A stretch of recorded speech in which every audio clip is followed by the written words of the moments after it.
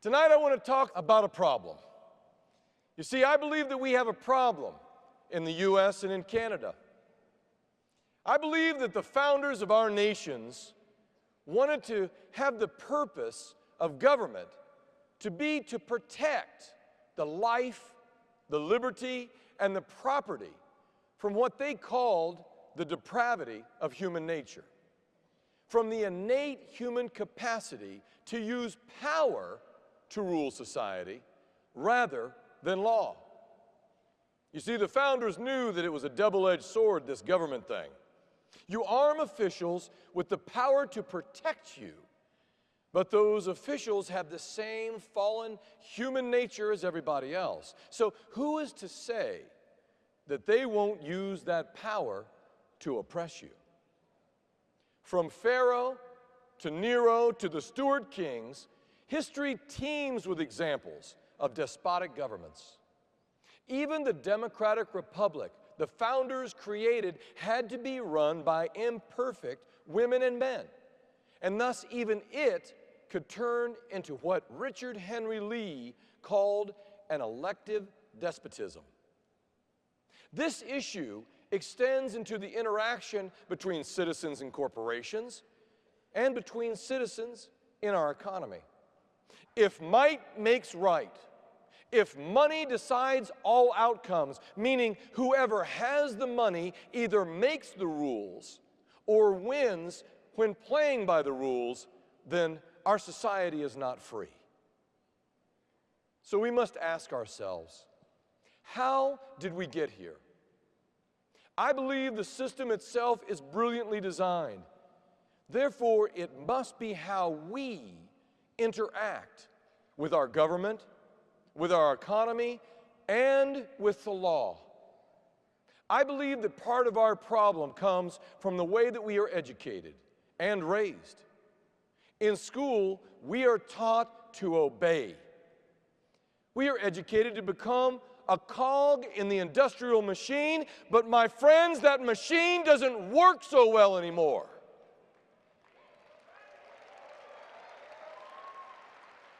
We are taught to fit into someone else's dream rather than to pursue our own. In a job, we are told what to do. In jobs and in school, all we hear is, do as you're told. We are taught to think like an employee. We are taught to be a subservient citizen. We are just taught to obey. Well, I say, out with the old and in with the new.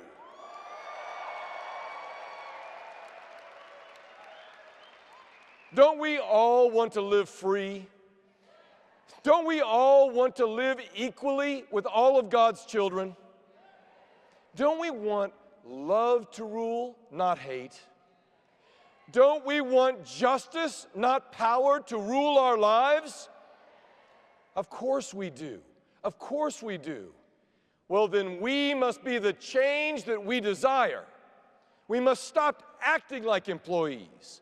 We must stop waiting for the government to reform, and we must reform the government.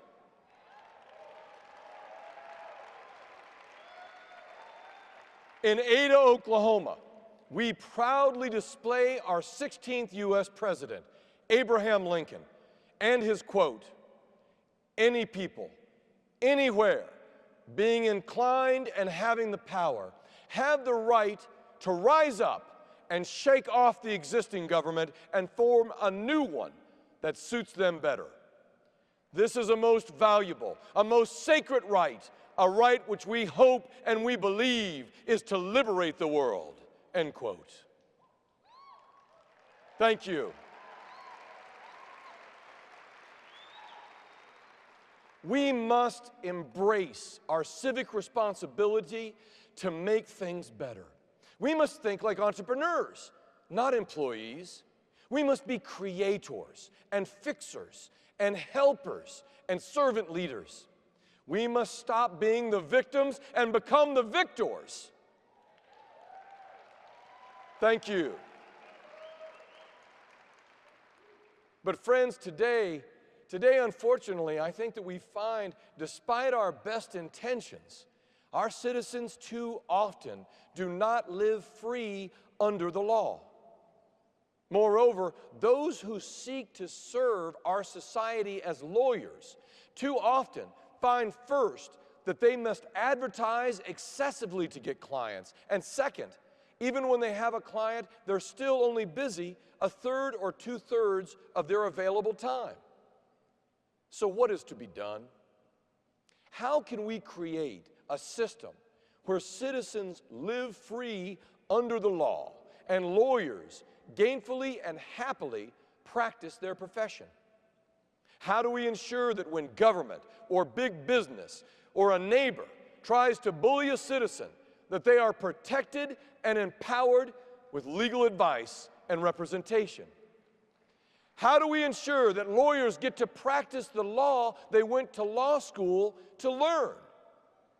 How can we restore the dignity to a profession that is maligned by ambulance chasers, advertisements, and yellow page platforms that pay for leads and for ratings? I tell you that we know the solution, and that solution is Legal Shield.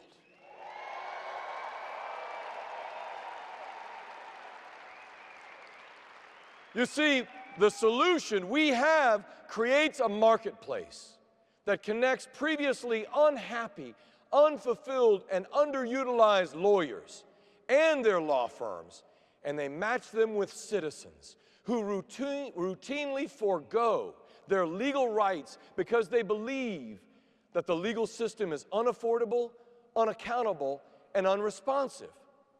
You see, with Legal Shield, we create a community of citizens who pool their resources in order to access lawyers and law firms who previously were underutilized and not profitable. The next element of the system that is so critical for all people is that the system must be responsive. And this is where technology matters the most. I believe that all citizens need really the equivalent of WebMD. If you think about it, WebMD didn't put doctors out of business.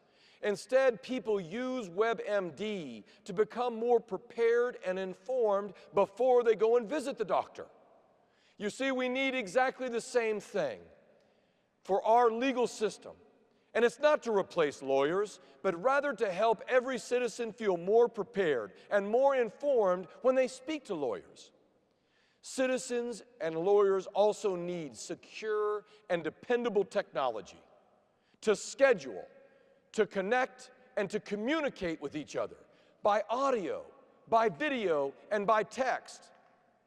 This last requirement for our solution is that it has to be accountable. What we must build at Legal Shield is to continue to improve connecting people, but once a client and a lawyer come together, we must help to create the Yelp or the J.D. Power of this improved legal system, where there is accountability for these services.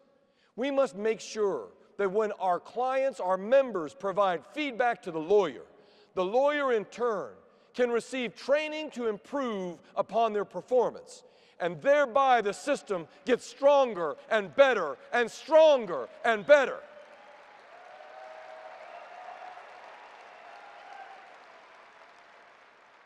I truly want to paint this picture.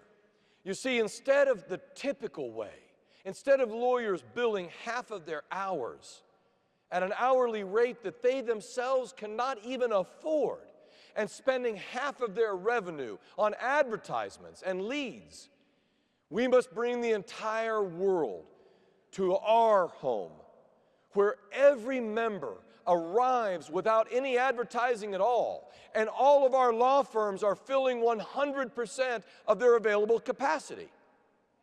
Instead of our citizens being bullied by landlords and insurance companies and neighbors and the government, they must come home to us and be informed and prepared and represented by legal counsel.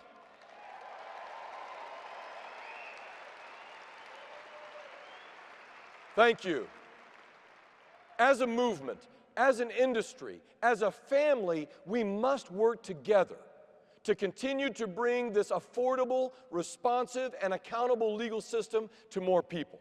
I believe it is the fulfillment of our nation's founder's vision. It is the fulfillment of Harlan C. Stonecipher's vision.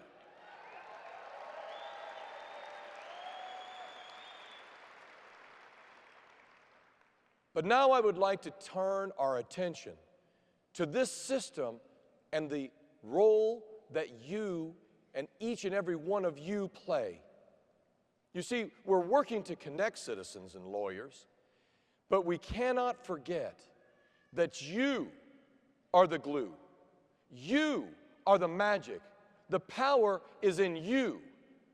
Our crusade, our movement cannot succeed without you. You must continue to pursue our purpose, to protect and to empower people. I'm asking you tonight to take a moment with me and reflect upon the critical role that you play. And I'm asking for you to do a self-audit on your personal and your leadership development. We've made some great progress in the last 3 years, but now it is time to prepare, as we heard tonight from Mel Robbins, for all-out massive action.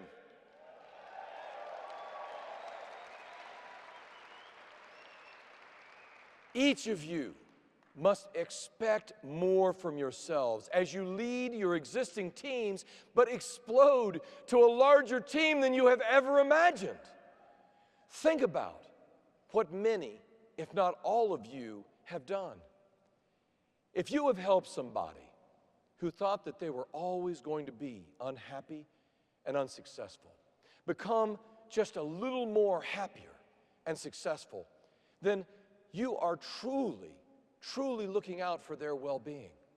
You improve their life and their lifestyle. You move them into a different mindset, a different environment. You gave them more than they expected from themselves. Just look at the impact of your efforts. You have given your teammates and your members so much more than you've given yourself credit for. Didn't you really enrich their life at a deep level by making them a member and empowering them as an entrepreneur? Didn't you have a major impact? Clearly the answer is yes. You've invested days, weeks, months, and years in your team and in your members, and you are still investing in them. Am I right? You get emphatically involved in their hopes, their dreams, their needs, their life situations, all the key elements of life, their complexities, their family problems. Clearly, this is what you do. And didn't they befriend you in turn? Then doesn't that mean that you have a very deep and rich friendship in which you have invested? Now, would you ever just drop a friend or let them fall out of your life after you have created such a special bond? No, you cannot. Then by extension, I ask, why would you not continue to develop these type of meaningful relationships with the people that are not only your present members, but also for all of the people that they know and that they care for? If your members and your teammates are dear and valued friends, and we know they are, you would never allow them to make a dangerous mistake. You would never allow them to jeopardize their lives. Then why would you allow others in your extended community to do something stupid or dangerous or inadvisable? You cannot. You must continue to serve. You must continue to lead. You must continue on our crusade, and we do so together. When you think about being a good friend to one, you must think about being a good shepherd to all of your members and your team, to your community and to our society. In John 10:11, we hear Jesus say, "I am the good shepherd, and the good shepherd lays down his life for the sheep." This is the ultimate service, and I am telling you that when you protect a member, your work does not end. When you become a leader and you welcome a new teammate and you start them in business, your work does not end. People get older. They change houses. They get married. They move out of an apartment. Your members have deaths in their families. They have new babies born. They have divorce and reversal of fortune, and other times they achieve prosperity and riches. Returning to John 10:14, I am the good shepherd. I know my sheep, and my sheep know me. Thank you. Thank you. People who are important to you, valued friends, to the people who are your valued friends, they deserve the very best reasoned, best informed, the most objective and knowledgeable legal advice possibly available before they make important emotional decisions. I challenge everyone here to understand that you must not only be a good shepherd to your present members and teammates, but you must pursue our crusade and protect their families and their friends and their communities. Let's face it, people can easily fall into someone's unscrupulous clutches, and they can make critical decisions that could negatively impact a big portion of their lives and their finances. We need to protect them. John Maxwell says, quote, people don't care what or how much you know until they know how much you care, end quote. We must advocate for Legal Shield as a service, but also as a business opportunity. Don't you owe it to your members who are valued friends to contact them and tell them that you care deeply about them? And if anyone in their lives is at a crossroad, you want to encourage them to refer them to you, if for nothing more than just to get best judgment on something. Like turning a new page in life and joining Legal Shield as an associate, or becoming a member and getting the legal support that they need. It doesn't matter whether they ultimately even take your advice or take advantage of the services. What matters is that they at least get the best take they can on a situation before they make an ill-advised decision. I want you to clearly recognize the value that you have already created for people, for all of your members, for all of your team. The investment you've made is meaningful because you have done something important for them. You have protected them. You have empowered them. But family, I am asking you to do more. Zig Ziglar reminds us, quote, you will always get what you want in life if you help enough other people get what they want, end quote. Thank you.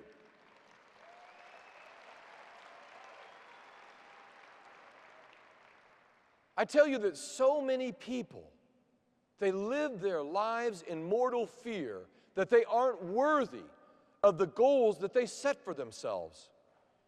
So many of us, all of us, we set limited goals that quite frankly aren't worthy of our true ability, our potential, and our mental capacity. We've got to set our goals higher. We have to set our sights higher. You have to make your goals clear. They must be specific, decisive, and accountable. And then reach those goals and keep raising the bar. I want you to sit down. I want you to clearly write each major business, financial, personal, and family goal. I want you to think about your health, your loving relationships, and your dreams. I want you to write down what you want in this life that God has given you. I want you to write down under each goal the exact actions that you will take to accomplish that goal. If you want to have more love, then give more love and be with people who love you back. If you want more satisfaction and happiness, then protect more families by living our 10 core commitments. Family, the Quran tells us that God is with those who are of service to others. Serve on! Serve on!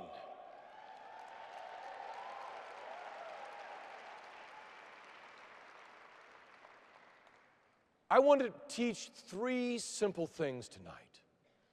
First, we must meet other people's needs. We must care more about the happiness and the success of others than we do about ourselves. We must build businesses that are focused upon giving, not getting. Lao Tzu teaches us that the absolute longest journey is from the head to the heart. Second, we must add value to people's lives. We must live our lives with Legal Shield and ID Shield and show how they help us live free. And therefore, we can teach others how they too can live free. And third, we must invest in ourselves. Personal development is not about money. It is about relationships. The kind that we've discussed tonight. It is your critical role to get more members and to grow your team. I want to stand before you tonight and be an example. I have set goals, and it is time to do a reality check. It's time to ask how well I am progressing on each of these goals. How is my attitude? And how committed are my activities to achieve each goal? Family, it is true. We have set an all-time record for membership, and that was one of our goals.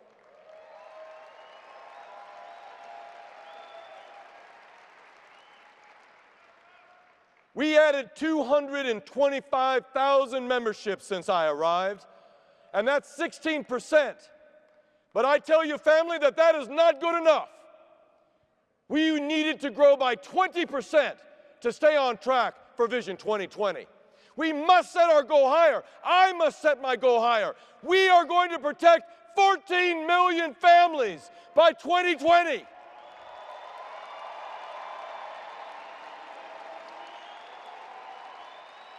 Family, we will empower millions of entrepreneurs and create more millionaires than any other direct selling company.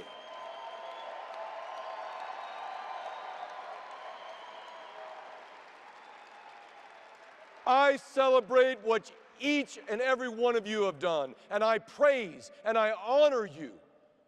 And it must be shared for all the great things that you have done, but I challenge you to do even more. I stand before you a monomaniac on a mission. I wish to state very clearly that what I have done to serve you is not good enough. But I pledge to all of you that I will give everything of my life to this crusade. And I can tell you that all of our family at Legal Shield make that same commitment.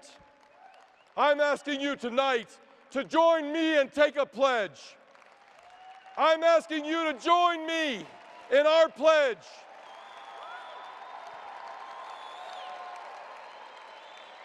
My name is Jeff Bell, and I am just getting started because we are Legal Shield, and the best is yet to come.